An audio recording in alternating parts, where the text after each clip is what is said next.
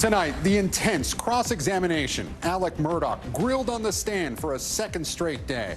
The former attorney squaring off with the lead prosecutor, insisting he did not kill his wife and son. Over 10 hours of emotional testimony. But the state pressing him about lies he told police on the night his wife and son were killed, painting him as a serial liar with an out-of-control addiction. We'll have a full report from the courthouse. A dangerous winter storm slamming the West Coast. LA County under a rare blizzard warning as snow, freezing rain, and hail create treacherous road conditions. Drivers spinning out on the ice. Bill Cairns is tracking it all. The world tonight marking 1 year since the start of Russia's invasion of Ukraine. President Zelensky delivering a defiant address, vowing to defeat Putin as the first round of tanks arrive from the West. Richard Engel reports tonight from inside the war zone. Back here at home, disturbing video taken by a new dad showing the moment his 2-day-old baby was picked up and slammed face first into his bassinet by a NICU nurse. You'll hear from his outraged parents tonight. Plus, the dramatic takedown in Texas. A good Samaritan chasing down a man as he attempted to flee the scene of a drunk driving crash. What new surveillance video shows that man doing just minutes before the deadly collision. And off the deep end, dramatic video showing a car crashing into a backyard swimming pool. What the driver told police about how she ended up there. Top story starts right now.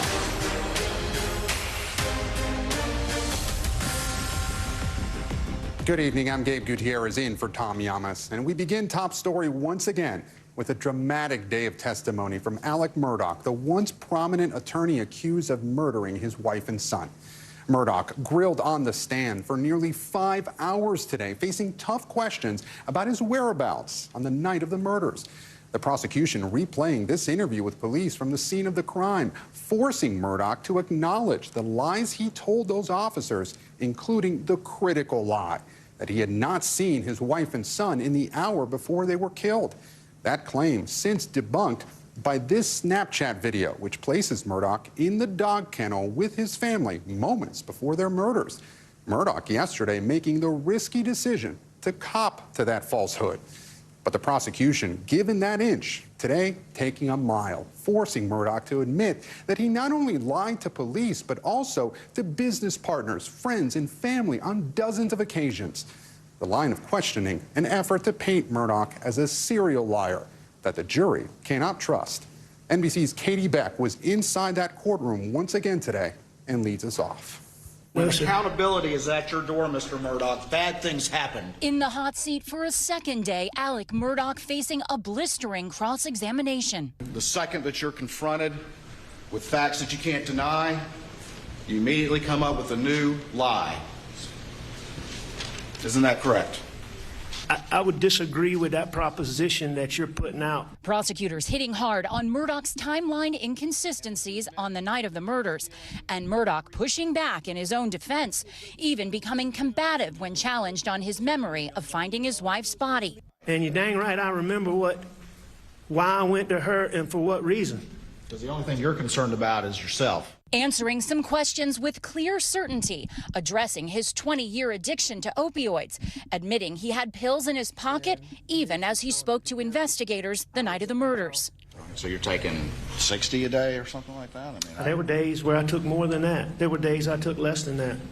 And at other times appearing unsteady, struggling with answers about why after he'd returned from the kennels to the house close to the time of the murders, his phone was tracking 70 steps a minute as he was placing several phone calls in a row. Did you get on a treadmill? Went to the bathroom. No, I didn't get on a treadmill. Jog in place? No, I didn't jog in place. Jacks? No, sir, I did not do jumping jacks. Prosecutors replaying for the jury Murdaugh's interviews with investigators, statements that Murdaugh now admits were lies. I stayed in the house. Other than lying to them about going to the kennel, I was cooperative in every aspect of this investigation. Very cooperative, except for maybe the most important fact of all, that you were at the murder scene with the victims just minutes before they died. The prosecution's repeated message to the jury: Murdaugh lied often and lied to many. You're able to just do that just so easily and so convincingly and so naturally, don't you? I mean, that's not for me to judge. That's true. In a brief redirect, Murdaugh's defense team pointing to phone data showing Maggie's phone, which was thrown by the roadside, was never moving in sync with Alec's at any point after the murders. Murdaugh again denying he's a killer. If I was under the pressure that they're talking about here, I can promise you I would hurt myself before I would hurt one of them. Riveting testimony for a second straight day. Katie Beck joins us now from the courthouse in South Carolina. And Katie, the prosecution just finished the cross-examination a short time ago. What's next? Well, we have several more witnesses to get through on the stand early next week, Gabe, probably Monday and Tuesday. And then after that, there will be closing arguments. The case will go to the jury. But the real question is, how long are deliberations going to take? Because this jury has heard 5 weeks of testimony, dozens of witnesses. They are going to have a mountain of evidence to consider, and consider how much of it is directly related to these murders. And Katie, you've been following this case from the very beginning, listening to this testimony over the last 2 days. What stuck out at you the most? Was there a crucial moment? And did you get a sense of how the jury was feeling about his testimony?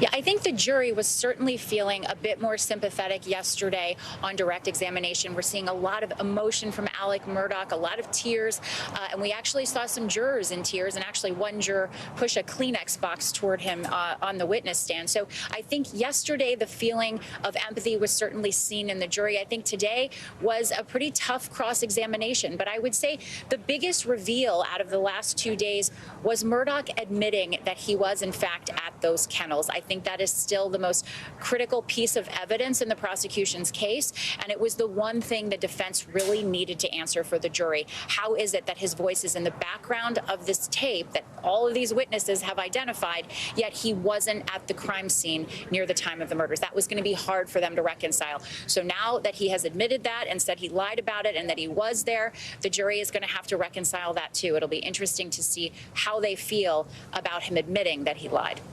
Katie Beck in South Carolina. Katie, thank you. Alec Murdaugh also being forced to concede that he'd lied about other details surrounding his wife and son's death and the subsequent murder investigation, and who he'd lied to. Now, prosecutors attempting to showcase him as an unreliable witness, as you just heard Katie report. The defense also having to agree that he was untruthful. Now, for more on all these pivotal days of testimony, I want to bring in NBC News legal analyst Danny Savalas. And Danny, throughout today's cross-examination, the prosecution sought to discredit Murdaugh's testimony by connecting his web of admitted lies and how many people he's lied to. Let's take a listen. Did you lie to him about the last time you saw your wife and son alive? I did. Did you lie to their wives? I'm sure I did. Did you lie to your law partners? I did. Did you lie to them about the kennels? Some of them. So, Danny, how could this influence the jury in a guilty verdict when the prosecution was not able to show any direct evidence tying him to the murders, but has been harping on the fact that he's an admitted liar? Direct evidence is overrated in a murder case. Direct evidence is just witness testimony. I saw that person kill the other person. And the reason it's overrated in a murder case is because the main eyewitness to the murder is no longer living. It's the victim in most cases. So circumstantial evidence is just as powerful, if not more powerful, I think, because it allows a jury to play Sherlock Holmes and put the pieces together themselves and arrive at a conclusion and feel like they participated in solving the mystery. And Murdaugh, look, people are all over the place on this. Maybe I'm in the minority, but Murdaugh did not help himself by taking the stand. There is no new net fact that the defense needed from him that they didn't already have. He denied the murders on videotape when speaking to the police. He basically did that again, but we knew he was going to do that.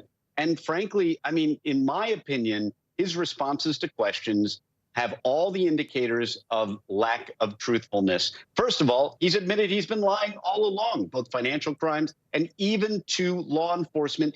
In this case, law enforcement, that if he really wanted them to go out and find the true bad guy, it doesn't make any sense that he would be lying to them. And the only reason he's admitting it is that he got caught by the OnStar evidence, the data, the stuff he didn't anticipate that the prosecution went out and found on their own. I doubt he would be admitting to lying to law enforcement if they hadn't caught him. Yeah, so bad idea, you think, for him to take the stand. You don't think he got any sympathy or will get any sympathy from jurors after that testimony? I don't think so. But let me say this. I've been wrong about juries before. Every trial lawyer is wrong about jurors or juries at some point in their career, because none of us can predict what they're going to do. Are they tearing up at what happened? Yeah, that's a good sign for the defense, but they may just be sad at this entire state of affairs. The bottom line is this. The defense is not so subtly hinting that there's some third party out there that committed this crime, but they haven't put any evidence on about it. Maybe one engineer that says, well, the person who shot these firearms was about 5 feet tall. Frankly, I think that hurts them, because I think you'd be able to track down a 5 foot tall person or have a short list of those people in that area, in that county. Then, look, Murdaugh comes up with this third party liability theory in a lame answer to a question that people wanted to hurt Paul, but not the people in the boat that he flipped and the people that he injured or their families, but just some other vigilante out there who felt like he had to do justice and creep onto an estate when he knew the wife and son would be at the kennels. Look, the prosecutor covered all of this. At this point, either the jury's buying it or they're not, because we spent the whole day calling him a liar, the prosecution did. So either the jury thinks it's overkill or they're riding with the prosecution. I want to jump to that point about the prosecution.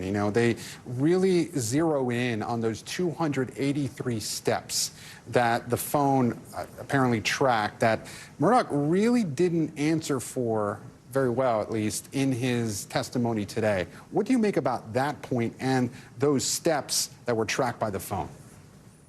One of the hallmarks of someone who's being dishonest is look for this. Look for somebody who gives you an inordinate amount of detail about some completely unimportant issue. Murdaugh spent minutes on how to get a chicken out of a dog's mouth. He has, throughout his testimony, spent all kinds of time on completely unimportant things like the history of his friends and how they grew up and all these other things. And then when it comes to the questions about where were you when this happened? Why can't you account for these steps? Now you get mumbly answers and I don't know. Suddenly the memory that is just perfect on these unimportant things is not so great when it comes to the critical issues. This to me is a sign of deception. I've seen it before. I'm sure you have too. Anyone who knows a habitual liar, and criminal defense attorneys know more of them than most people, but anyone who knows one, maybe a family member or otherwise, probably recognize those red flags too. I'd be surprised if the jury is completely buying it. But then again, it only takes a couple to change the outcome of this trial. Danny Zavalos with the analysis of a remarkable week in that South Carolina courtroom. Danny, thank you.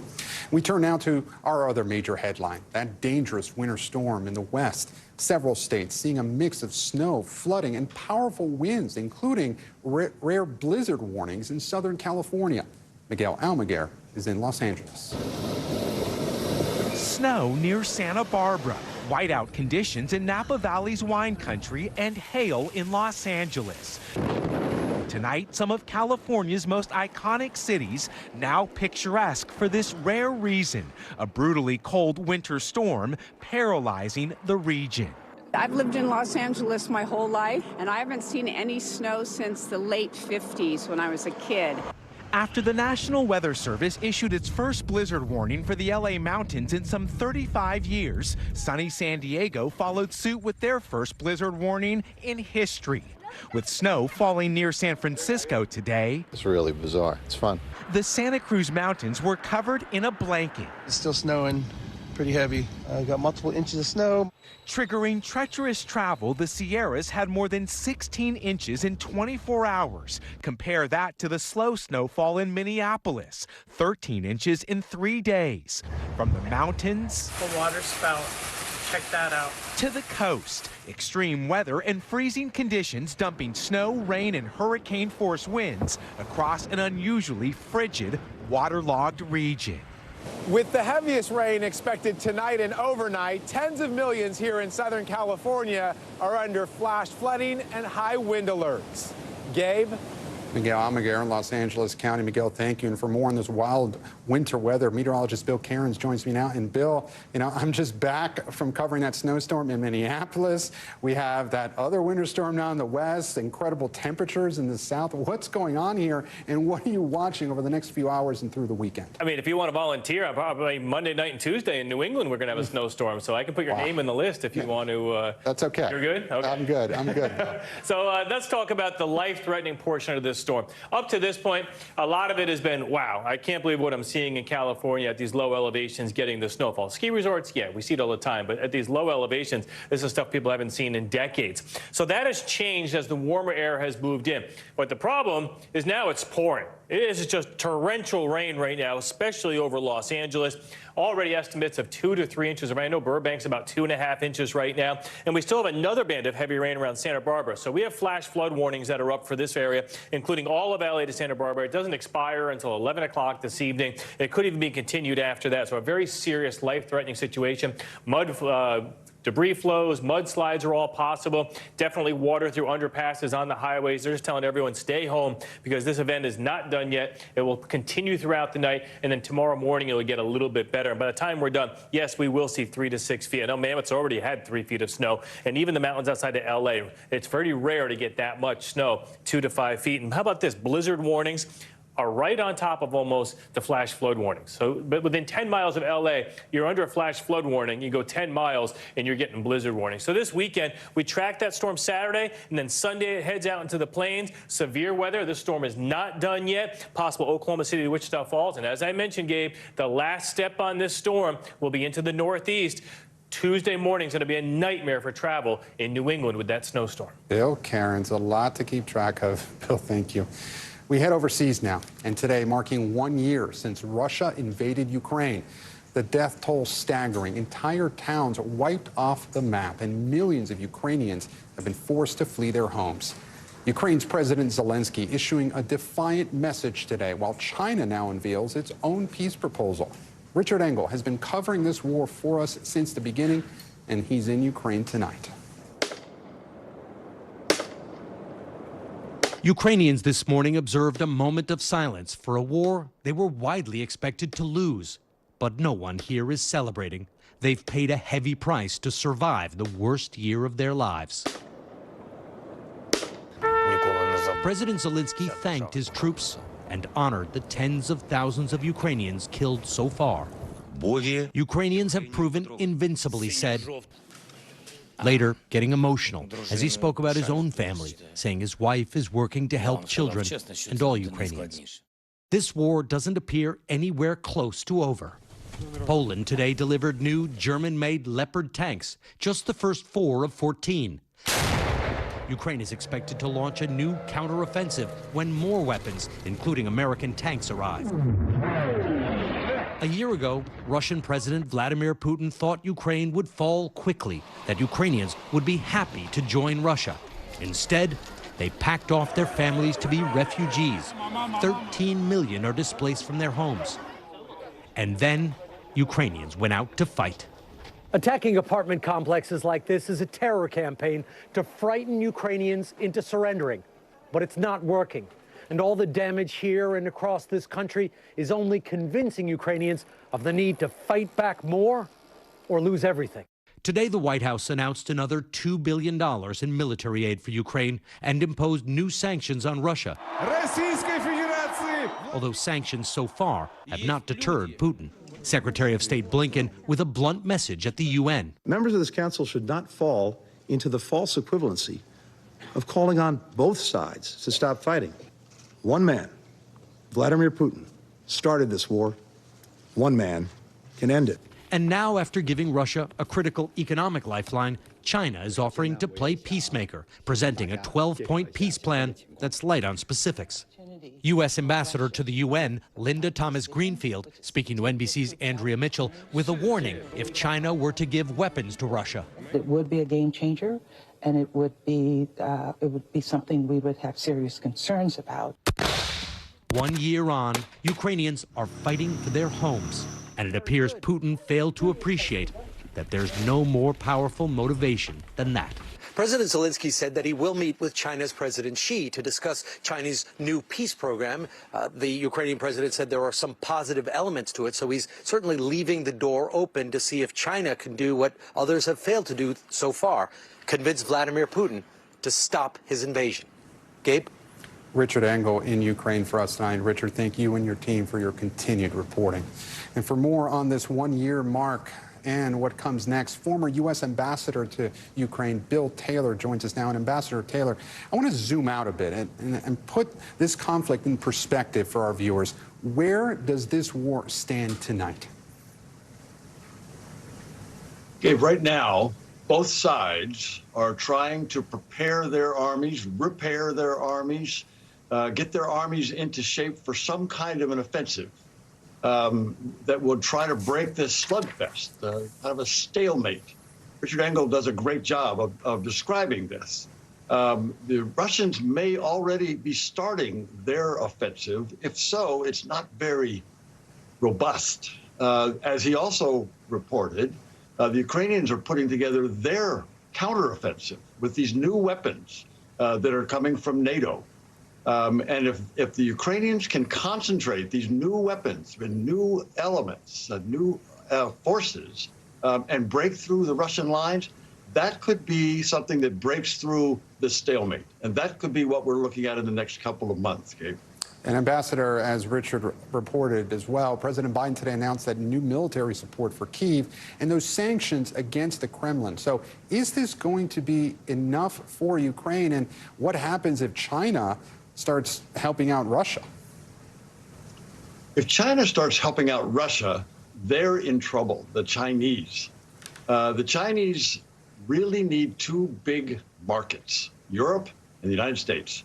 And they know, the Chinese know, and this is what has kept them from doing this so far for the past 12 months. The Chinese know if they help out the Russians, they'll be sanctioned. They'll be sanctioned just like we have sanctioned the Russians. The Chinese don't want to do that. The intelligence that the United States has made open, has described, suggests that the Chinese are thinking about moving in this direction, providing weapons, but they haven't yet, we don't think, gone over that line. They should be thinking very carefully about this. This will be very costly for them if they were to do that. And Ambassador, I know there are so many variables here, but in your mind, what is this war going to look like as we pass this one-year mark? You know, Ukrainian officials have been talking about territorial integrity and that they will not accept Russia even 1 inch into their territory, and they also want to take back Crimea. Will the Russians ever agree to any sort of deal that satisfies the Ukrainians? The Russians may not have a choice, Gabe. The Russians may not have a choice if this counteroffensive that we just talked about is successful, and if the Ukrainians can push the Russians way back, even out of their country, as you say. Ukrainians don't give up. They will not give up claim to any part of their country. They see what happens when Russians occupy their country. It's torture, it's atrocities, it's war crimes, it's rape, it's murders. They don't want to subject their citizens, Ukrainian citizens, to that kind of treatment. So they're going to fight for every Ukrainian. They're going to fight for every part of their country. And they're going to push the Russians back as they've been doing. At that point, the Russians need to sit and think about whether or not they can have a conversation. And once they've been pushed way back, they may be willing to come to the table and have a conversation with the Ukrainians. Former U.S. Ambassador to Ukraine, Bill Taylor, thank you so much for your perspective, and just to see how incredible it is that a year ago we were talking about Kyiv potentially falling in several days, and here we are 1 year later, and Ukraine is still holding on. Ambassador, thank you. Now to an NBC News exclusive. As tensions grow between the U.S. and China, an NBC News crew on board a U.S. Navy patrol aircraft over the South China Sea when a Chinese fighter jet came within 500 feet. Janice Mackey-Frayer takes us inside that flight. Welcome to United States Navy P-8. Today's high-stakes surveillance flight takes off from the U.S. base in Okinawa. So where you're going to sit? Window seats. A rare chance to see China's military buildup here when tensions with the U.S. are flaring, just weeks after the U.S. shot down that Chinese balloon, and with China growing bolder. I've been in the Navy 18, 19 years now, and I can tell you that there's a dramatic change over that span, specifically in the South China Sea. How? The buildup, runways, hangars. We fly through international airspace between the Philippines and Taiwan out toward the South China Sea, where the PLA, China's military, soon makes its presence known. We're over the South China Sea, and that is a Chinese J-11 fighter, and he's flying right beside us. You see both a pilot and then a weapon system officer in the back. They're armed with some air-to-air weapons. And these are happening more often. Yes. The Chinese jet shadowed from 500 feet off the wing for over an hour. The Navy says this encounter was professional, but that the PLA has been more aggressive. Is it typical to have the sort of encounters that we saw today with PLA? It is. An intercept on the wing it's a typical Friday for us. The U.S. flies patrol aircraft like this on most days, equipped with powerful cameras and surveillance gear. What China considers an intrusion. This is an up-close view of a Chinese warship in the water east of Taiwan. They've been calling on the radio warning this aircraft to keep its distance. American aircraft, no approaching anymore, or you bear full responsibility. The buildup of Chinese control in the South China Sea is best seen here on artificial islands that over the years have been fortified and militarized. These recent images showing a runway and radar sites, what's been called China's aircraft carrier that can't sink. The U.S. and its allies are now ramping up defenses here, and China is making no secret of its plans to challenge that.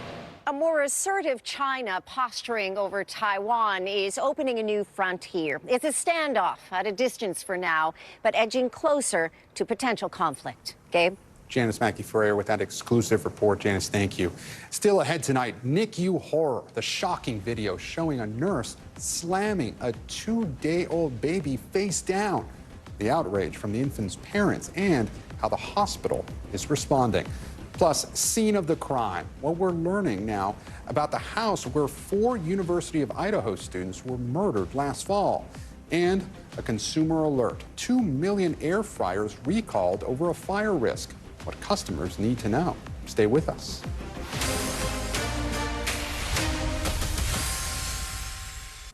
Now to a disturbing video that would be any new parent's nightmare. It shows a nurse in a NICU slamming a crying newborn baby face down onto a bassinet. The newborn's parents now speaking out. Maya Eaglin has that report, and we want to warn you, the video is difficult to watch.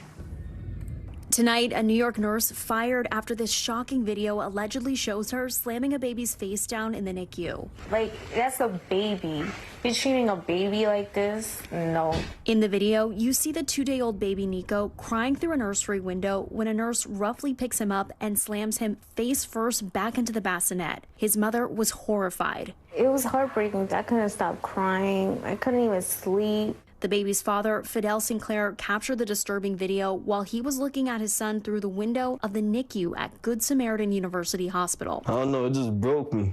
I didn't know what to do. His newborn Nico was in the NICU for observation while on antibiotics. I really wanted to break through that glass. I'm just glad I went back to the room and showed her before I reacted. After seeing the video, Consuela Saravia, Nico's mother, says she immediately confronted the nurse. She said that she's the only nurse there, so I knew I could blame her.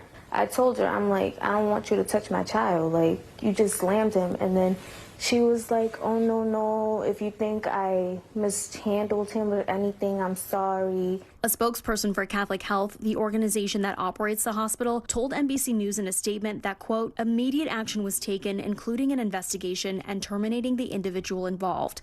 Keeping our patients safe remains our paramount concern. The first-time parents are thankful Sinclair decided to check on the baby when he did. And I'm happy I was there. God sent me. That's what I told her. God, if it wasn't for God to send me to go over there and check with him, we would have never seen none of that happen. And that would have kept happening through the night, not only to him, but to the other babies, too. Suffolk police say their special victims unit is investigating the incident, and the New York Department of Health said they are taking the, quote, disturbing allegations seriously, but could not comment further on an open investigation. She shouldn't be taking care of nobody. At all. Absolutely nobody. Baby Nico is home now. His parents say he's doing well and he's safe, but even little things like slightly irregular breathing are making them a bit on edge and nervous. Gabe? That video just awful to watch, Maya Eaglin. Thank you. And when we come back, off the deep end, the home security camera capturing the moment an out-of-control car crashed into a backyard swimming pool. What we're learning about the two adults and child inside that car. Stay with us.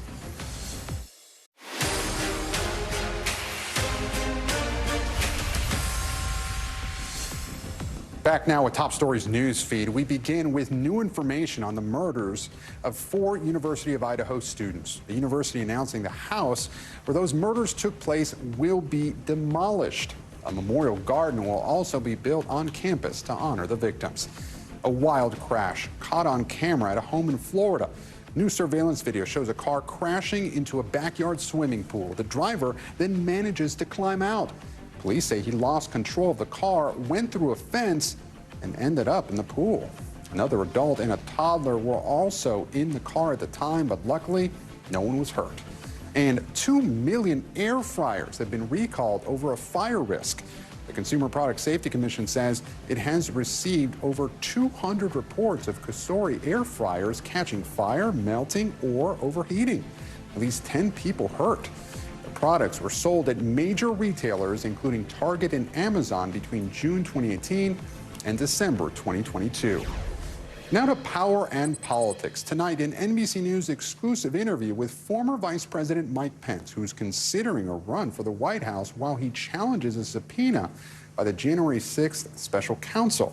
Ali Vitale spoke to him about his potential upcoming run and asked him about fighting that subpoena. I know that you've said that you wouldn't comply with a subpoena. In just the last hour or so, our reporting is that the special counsel plans to compel a judge to compel you to testify. If the federal judge says you got to testify, do you testify? Well, let me say the idea of subpoenaing a former vice president to testify in court against the president with whom they served, I believe is unprecedented in American history. But as I said last week, I believe it's also unconstitutional. And we'll make that case through the ordinary judicial processes, but my counsel informs me that I'm constrained from speaking about it any further. But I stand by what I said, and we'll continue to. There's a lot of speculation about potentially you running for president. I know you've said that you're thinking about that. What's your timeline for a decision there? Well, I'm always very humbled when people ask about our future. We've gotten a lot of encouragement to consider entering the race for president of the United States, and we're giving it prayerful consideration. So you think by summer, first debates in August? I think by the spring, our family expects to have a very clear sense of our calling. There's a question about if you think this is a moment, as someone who served in the Trump-Pence administration, to have a new generation of leadership. If you think it's time to move past President Trump. Well, as I said, we're giving serious consideration to entering the campaign for president because I think the American people deserve better choices than the choices of the past. Now, that being said, I don't think anybody could have beaten Hillary Clinton other than Donald Trump in 2016. And I was proud to run with him, proud to serve with him. Obviously, the administration did not end well. I think the American people long for leadership that at least would have the chance of uniting us around our highest ideals, beginning with the respect and civility that the American people show one another every day. Ali Vitale with that exclusive interview. She joins us now from Austin, Texas. And Ali, we just saw the former vice president trying to distance himself from former President Trump without alienating the president's supporters. So what can you tell us now about former Vice President Pence and his stance on Russia and supporting Ukraine right now? Yeah, look, Gabe, this is actually one of the areas where we could see Pence draw some contrast, not just from his former boss, where you heard those comments that he made today. He's going to have to keep walking the high wire here, not alienating Trump voters, but also going at his former boss. But today he had words against people who would be apologists for Putin, potentially taking aim at Florida Governor Ron DeSantis, one of the chief rivals in this 2024 field. DeSantis, like Pence, is still openly mulling a bid, but notable that Pence says his decision will come by spring. And as he focuses on Ukraine here in Austin today, he was clear that he thinks that this is something that the U.S. needs to continue to lend their support to until there is peace and until there is victory. Gabe? Ali Vitale, thank you. Coming up, drunk driver takedown. A man tackled to the ground while trying to flee the scene of a crash that killed a police officer. What we're learning about the moments leading up to that crash. We're back now with newly released video of a bystander leaping into action to take down a drunk driver who was trying to flee the scene of a car crash that left a police officer dead. Morgan Chesky has the latest. Tonight, newly released video showing the aftermath of a drunk driving accident in Texas. You killed somebody! The video shedding new insight on the 2021 deadly accident that killed Euless Police Department Detective Alejandro Cervantes. Cervantes' wife and 2 young children were in the car with him at the time, suffering life-threatening injuries, but surviving. The new image is showing 26-year-old Dylan Molina just minutes after slamming into Cervantes, hands overhead, pacing around the destruction. A bystander then tackling Molina to the ground as he tried to flee the scene.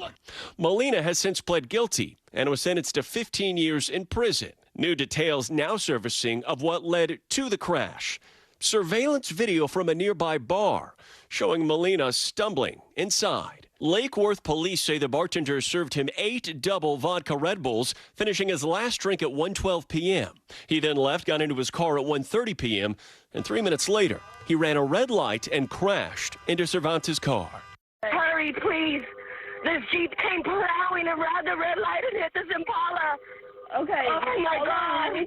That bartender now also in legal trouble. 26-year-old Kayla Richardson, charged with 1 count of sale to certain persons, punishable up to 1 year in jail and a $4,000 fine. Richardson told authorities she didn't notice Molina was intoxicated until minutes before he left, when he went behind the employees-only area of the bar. How common is it to have a different party entirely from the driver be culpable? It is unusual, but in the state of Texas, it's more common than others because they obviously have in their alcoholic beverage code something that prevents bartenders and bars in general from overserving people who are either intoxicated, insane, or habitually drunk. Cervantes' widow now suing Molina, Richardson, the bar, and General Motors for $1 million. In a statement released by the Tarrant County District Attorney, Cervantes' 13-year-old son addressed Molina in court, saying, quote, "You affected my life pretty bad because I no longer have a dad to go home to. It hurts because my dad won't be there for me when I graduate or get married." Now, police say that the driver, Dylan Molina, had a blood alcohol level that was twice the legal limit at the time of the crash, and that he also had THC in his system. We have since reached out to the bar where he was served, in addition to General Motors, about this ongoing lawsuit, but as of tonight, I've not heard back. Gabe? Thanks so much for watching Top Story. For Tom Llamas, I'm Gabe Gutierrez in New York. Stay right there. More News Now is on the way. Thanks for watching our YouTube channel. Follow today's top stories and breaking news by downloading the NBC News app.